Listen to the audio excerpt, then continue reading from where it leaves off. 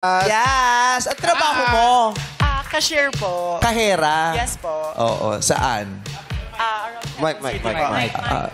Around Quezon City po. Ay, sa Rotonda. Around Quezon City. Rotonda to. Paikot lang eh. Oo. Ha? Okay lang yan. pwede.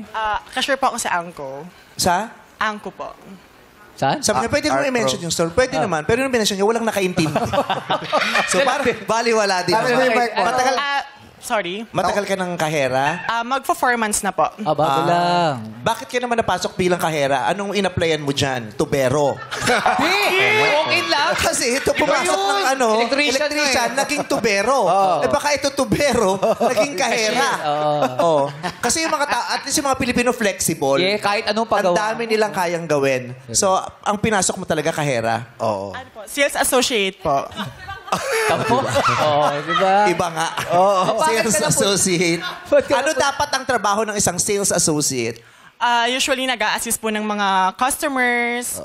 Ganun po. Oh, parang sales lady. Yes po. Pero naging... Cashier. Bakit ka bigla na punta Kasi sa pagkakera? tama nga. Bakit ka naging kahera? Nung nag-apply ka ba, may dala kang calculator? Wala. ano? Si Sarisa Sobero. Naging super. Isubi mo yan mga... Taga-bilang. Honest yan, honest. Okay. So, kahera ka. Anong nakatapos ka ba ng pag-aaral? Hindi po. Hindi. Paano ka tatanggap na kahera? Ano mga requirements pag pumasok ng kahera? Yung mga common lang naman po yung hiningi. Government, resume. Government ID? Yes po. Anong government ID meron ka?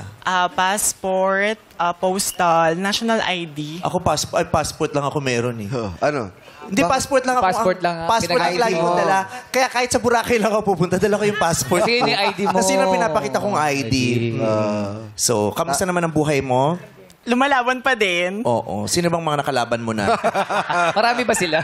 Oo. Konti lang. Konti lang. Swerte mo, ako ang dami.